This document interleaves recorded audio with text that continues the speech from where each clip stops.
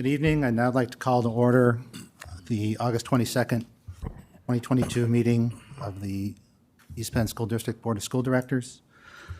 Following the Pledge of Allegiance, I'd like you all to please remain standing for a moment of silence. We were saddened to hear of some news today. We'd like you to have a moment of silence in memory of Dr. Arleta Morgan, a former superintendent who passed away this past week. Dr. Morgan served as superintendent of the East Penn School District for 15 years, from September 1992 to August 2007. Please rise for the Pledge of Allegiance. Pledge allegiance to the flag of the United States of America and to the republic for which it stands, one nation, under God, indivisible, with liberty and justice for all.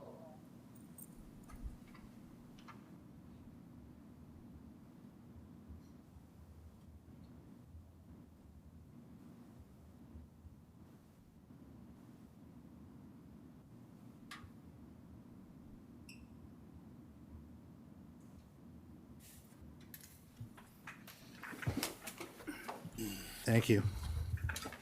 Our next item on the agenda is the request to address the board. Before we begin, I'd like to read the following statement. For those of you who may be unfamiliar with public comment, speakers should feel free to express their opinion, comment, or question, and understand that this is not an interactive engagement with the board or with the administration. Please direct your comments to the chair. Be respectful, not engage in profane rhetoric, and be mindful that others, including students, may be listening. I would request that you consider that protocol in making your comments. For the members of the audience, please also be respectful and refrain from speaking during the public comment period. With that, I will now announce each speaker and their topic. When you step up to the podium, again state your name, and you'll have 3 minutes within which to speak. Our first requester tonight is Mary Ellen Jackson, who's here tonight to talk about adverse childhood experiences.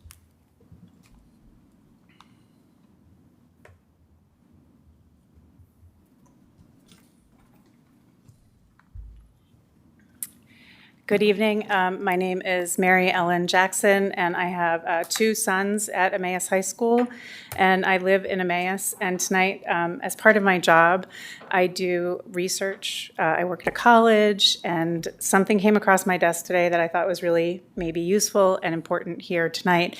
So I thought I'd share it with you. It's an infographic that I can give you the website for. I didn't know how to print it, so you have to bear with me as I read through it on 8.5 by 11. But it's about adverse childhood experiences, and this is from the National Institute for Healthcare Management Foundation, and they put together a graphic about a lot of research that they've done about how adverse childhood experiences actually impact adulthood. And I thought with all the work that the board is doing that this is really important and useful, and it actually ties in some of the preventions tie exactly into what we do here, what you all are doing now. So some adverse childhood experiences can include violence, physical, sexual, emotional abuse, neglect, witnessing violence. And in the research that they've done, they realize that if you have more adverse childhood experiences, your health risks in adulthood are much higher. And those health risks include heart disease, stroke, obesity, diabetes, cancer, and STDs. And 5 out of the 10 leading causes of death are actually associated with adverse childhood experiences. Those that are at greater risk for experiencing multiple adverse childhood experiences, as you might imagine, are female, Asian, Asian American, or Alaska Native, Hispanic or Latino, Black, multiracial, and LGBTQ people. These students experienced a higher prevalence of all of the other things, including what I've already mentioned, the abuse and the violence, economic hardships, food and nutrition insecurity, housing insecurity, and experiences of abuse. And as the number of ACE increases, so do their negative health outcomes. Additionally, adverse childhood experiences can also lead to health risk behaviors. such as smoking, heavy drinking, substance abuse, risky sexual behaviors, and suicidal thoughts and actions. So in the end, and this is why I thought it was really appropriate for the work that the board is doing right now, preventing ACEs could potentially reduce the number of health conditions in adults. And they give a list of what they saw, the decreases of depressive disorder by 44%, chronic obstructive pulmonary disease by 27%, coronary heart disease by 13%, kidney disease by 16%, obesity and overweight by 2%. I'm done? Yep. Okay, one more minute. What they did, the Preventing ACEs, promoting social norms that protect against violence and adversity, including public education campaign, approaches to reducing corporal punishment, and men and boys as allies in prevention was one of the things that they thought was very useful, and ensuring a strong start for children. Those are only two of the ways of preventing these ACEs that you've been very impactful here, so I'd like to thank you. Sorry I couldn't share more. Thank you, Ms. Jackson. Our next speaker is Mr. Troy Wildassin. Talk about gender-neutral code of conduct. Good evening. My name's Troy Wildassin, resident of Emmaus for about 20 years now. And I came tonight with a real big concern, understanding with the gender neutrality in bathrooms. My question is quite simple. I'm not going to take a lot of time on it. But has anybody ever considered a serious thought of any criminal activity that could go on in a situation? You got somebody's daughter in a bathroom. Any boy could walk in, I'm gender neutral. He could say that, but there's plenty of other instances across the country where criminal activity have happened considering sexual assault. Now, what are we going to do if this happens in the school district? There should be a better solution. I came up with a theory of my own in my head. Instead of all the bathrooms being open, which is going to sound like it's going to happen, could be wrong, don't know. There should be and I'm not going to say segregated, bad word, but how about some bathrooms in the school district that are specifically for gender neutral use, which are secure, won't have to worry about any instances or any subject matter that could really give a bad look to the school district. And pretty much that's my concern. So, needless to say, I'm a little concerned. I'll be very concerned because I work with kids in the school district and they let me know everything that goes on. Some of it's good, some of it's bad. That's other subjects I'll get later. But that's my concern. Thank you for your time. Thank you. Our next requester is Ms. Eileen McGuire, here to talk tonight about code of conduct. Good evening. I'm Eileen McGuire, also speaking on the Code of Conduct, and I'm quoting from the East Penn School District Code of Conduct. The purpose of the East Penn School District Code of Conduct is to provide guidance and information to our school community and outline clear expectations for students, parents and guardians, staff and administration. The Code of Conduct provides parameters for appropriate responses to any violations. In every single case, contacting the parent or guardian is an appropriate response. Tardy? Call the parents. Have vaping products? Call the parents. Have an unauthorized medicine like a Tylenol? Call the parents. Clearly, parents are a key part of the Code of Conduct. Again, quoting from the East Penn School District Code of Conduct document, quote, transgender and gender nonconforming students are afforded certain rights by law. 1, the right to privacy, and this includes the right to keep one's transgender identity private at school. 2, school personnel should not disclose information that may reveal a student's transgender identity or gender nonconformity to others, including other school personnel, unless the student has authorized such disclosure, end of quote. School personnel are obligated to keep a student's transgender identity private at school. What precisely does this mean? Have a Tylenol and we'll call home. Express confusion about one's sex and suddenly parents are off limits. This is a secret. To become a volunteer or coach at the school involves a background check and watching videos on how to spot abuse, including child sexual predation. One of the key components of abuse is the need to keep it a secret. As a coach in the district, I have a legal and moral obligation to report anything that appears to reveal child abuse. I'm going on record right now to report that any secrets kept from parents of minors under the guise of privacy, including in the arena of sexual identity, is an indication of child abuse. Action must be taken to be sure that such secrets are not kept from parents or guardians. It's their child, and they have the absolute right to know. Legally and morally, I cannot and I will not participate in subterfuge against parents. Any declaration of rights needs to include the rights of parents so that the most important bond in life, that of parent and child, is not undermined in any way. Thank you. Thank you. That concludes request to address the board. Next item on the agenda is the approval of the August 8th, 2022 meeting minutes. May I have a motion? So moved. Second. Okay, thank you. Any comments, questions from the board? Seeing none, Ms. Allen, you call the roll? Mrs. Bowen, Aye. Ms. Bowman, Aye. Mr. Byrd, Aye. Mr. Champagne, Aye. Mr. Falegi, Aye. Mr. Smith, Aye. Dr. Whitney, Aye. Dr. Levinson. Aye. 8 ayes. Thank you, Ms. Allen. Next on the agenda is the district update. Dr. Campbell. Thank you. I just wanted to start off and say a few words about Dr. Morgan, who Dr. Levinson, we referenced in our moment of silence to honor her. Dr. Morgan was superintendent in East Penn from 1992 to 2007. And so for those of us who were employees of the district at that time, we all recall Dr. Morgan's passion for education. She certainly encouraged out-of-the-box thinking and tried to, certainly move East Penn forward as a progressive school district.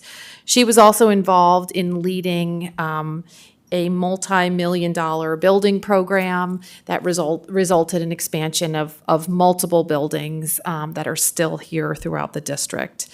About 12 years ago, upon retiring, Dr. Morgan moved to California, and since that time has really been an avid traveler in both Europe as well as across the country. We also remember her as being a very strong supporter of the arts, and certainly that she has continued that in her retirement in terms of she was an avid jewelry maker, was certainly oftentimes taking culinary classes and painting classes, and also spending time with her daughter and granddaughter. So I wanted to take just a few moments again to honor her and her work in East Penn as well as afterwards. It has been, for us here in East Penn, certainly a very busy and exciting past week. Specifically, over the summer, we hired about 160 new East Penn team members. And last Thursday, on the 18th, we actually welcomed back 75 of our professional staff members at our new teacher orientation. We have a 2-day orientation to kick off the school year with all of our new professional staff members. We spend some time for them to get to know each of the departments. They are partnered with a mentor teacher, and they also become familiar with all of our departments, including teaching and learning, and the instructional programs that we have. A special thank you to Jeff Jankowski, East Penn School Board member, for giving a special welcome to our new teachers as well. And today, August 22nd, we welcome back all of our professional staff members as well as our support staff members to kick off the school year. And throughout the week, our teachers will participate in valuable professional development opportunities that are aligned to the priorities that we've outlined in our comprehensive plan. I give a final reminder to all of our students out there and their families who are listening. The first day of school is rapidly approaching for students. Next Monday, August 29th, is our first day for everyone. So for those who have been in denial, it's time to take out the math packets. It's time to do the summer reading. You have about 1 week left. We also encourage family members to please check the school website for important announcements about the first day of school. I also want to remind you that last week bus letters were sent out from STA that included reminders about bus expectations and behaviors on the buses. And so if there are any questions about a student's bus assignment, we encourage you to contact STA immediately so that the STA has time to resolve those issues before the first day of school. I also wanted to highlight changes to the school lunch program for the upcoming school year because 22-23 will be a bit different than the past 2 years. Specifically, subsidies through the federal government have made school meals free for all students. Those broad-based subsidies are no longer available, and so free and reduced priced meals for students will be based on economic need. So any families who believe that they may qualify for free reduced lunch must go back to the process of submitting the application, and those applications can be found on the district website. Again, so I just wanted to point out that we are coming up on a fundamental shift in terms of those meals for the upcoming school year. And a final reminder, I should say my final announcement, but setting the stage for some exciting events coming this fall. Our second annual East Penn Education Foundation golf outing is scheduled for October 3rd at Brookside Country Club. Information can be found on our Education Foundation website. That's actually linked right to our district website. Thank you. Okay, thank you, Dr. Campbell. Are there any questions or comments from the board? Ms. Bowman? A question about the applications for the reduced lunch. How is the district getting the word out on that, given it's been, is it a year or two that people haven't had to do that to get them back in the swing of getting that taken care of? We will continue to communicate that via social media. I will also say that being a parent of students in the district, each of our building principals have done a phenomenal job as well in their building level communications and welcome back letters, notifying families of that information as well. Okay, great, thank you. Thank you for the question. Any additional questions or comments? Thank you again for your report. Next item on the agenda is personnel. I will make mention that there was an addendum added earlier today, some additional items related to the personnel addendum, or personnel agenda. I apologize. With that, may I have a motion? So moved. Second. Any questions or comments regarding the personnel agenda? I will say before I vote, it was a very nice to see so many new hires coming into the district, and I'm very pleased with the efforts that were made by people within the schools to bring a bunch of new faces into the district and be essentially almost nearly fully staffed. Correct? All right. We're in really good shape for next week. Okay. Again, appreciate that. Okay. If there are no further questions, Ms. Allen, will you please call the roll? Ms. Bowman? Aye. Mr. Byrd? Aye. Mr. Champagne? Aye. Mr. Falegi? Aye. Mr. Smith? Aye. Dr. Whitney? Aye. Mrs. Bowen? Aye. Dr. Levinson? Aye. 8 ayes. Okay, thank you, Ms. Allen. Next item on the agenda is a budget item with regard to the state revenues resolution that we discussed at the August 8th meeting. May I have a motion, please? So moved. Second. Any questions or comments from the board? Mr. Smith? Yeah, I just had a question real quick about not necessarily the resolution itself, but how it plays out in reality in the future. I wish that we could have retroactively applied this. Unfortunately, we didn't get the revenues in until after we were no longer permitted to do so. But I do appreciate how we are applying it to the capital side of our expenditures. I guess just the question is kind of what I'm wondering. Would it be fair to say that while we couldn't apply this retroactively, is it fair to say that it is saving the same amount of money in the future for future renovations, future expenditures, future, and we've got a facilities study that we're putting out into the community and looking at options for some of our buildings. Like this can all go towards that. And we talked about this 2 weeks ago, but I just want to put that back out there again. That in essence, it's still giving that money back to our taxpayers, just not as fast as we would have hoped. Is that a fair assessment to make? Okay, thank you. Thank you for the question. Any other comments?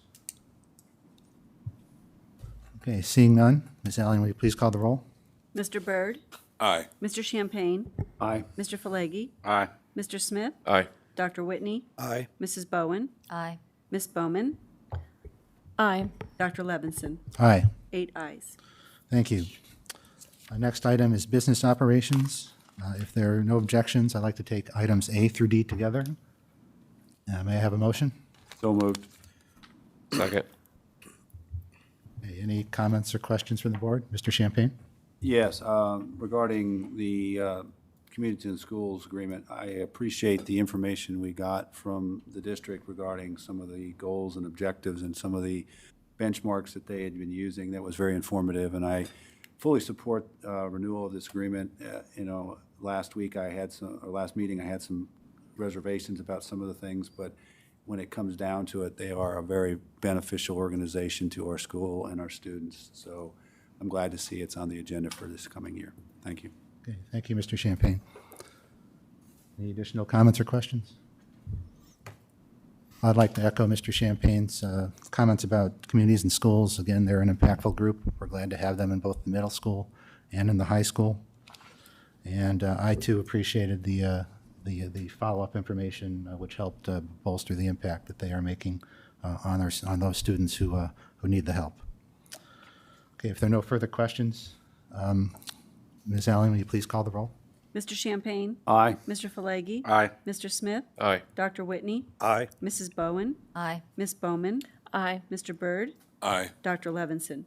Aye. 8 ayes. Thank you. Next item on the agenda is policies. We have a second reading on a number of policies. No new updates were received since the first reading. Therefore, I will open the floor to the board if there are any follow-up questions or queries for the administration. Ms. Bowman? I have a question that I don't need answered at this meeting, and I apologize. I meant to send it earlier, and I didn't get around to it.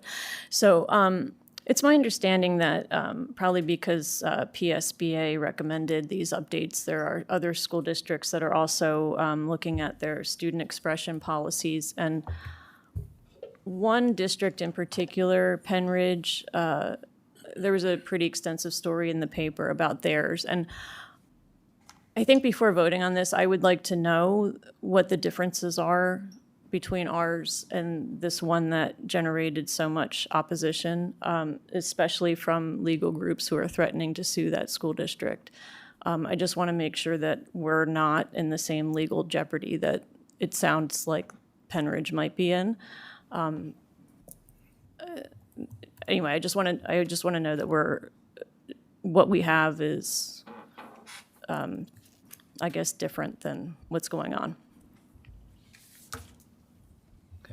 Got it. Okay, I presume we'll get a follow-up answer on that then. Any additional comments or questions related to the policies? Okay, they will move on to third reading for our next meeting.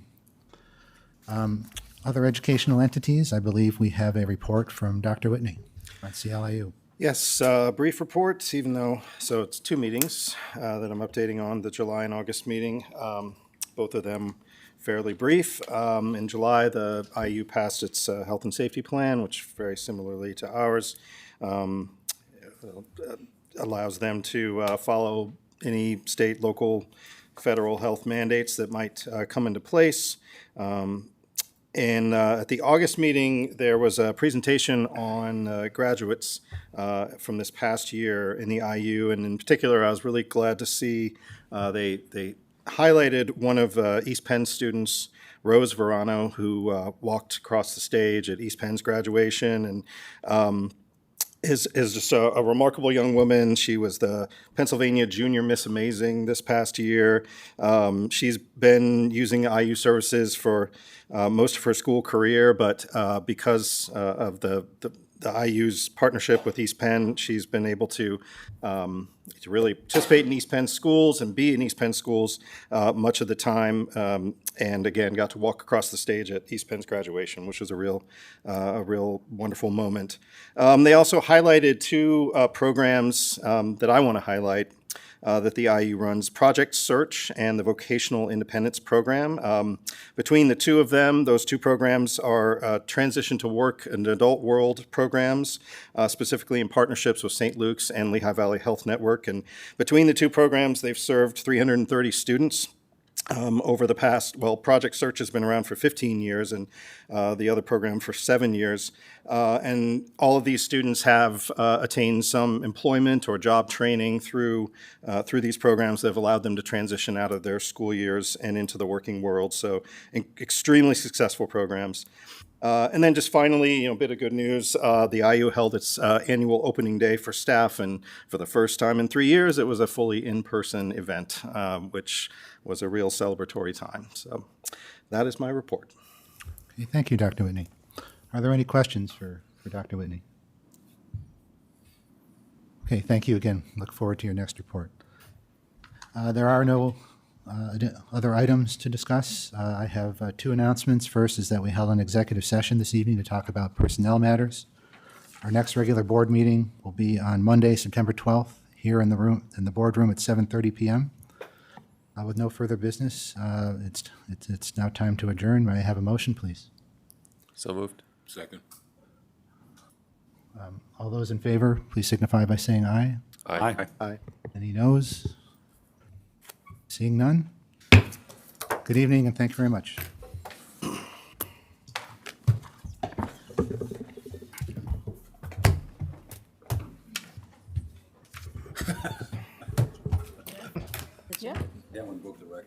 I think there's some faster.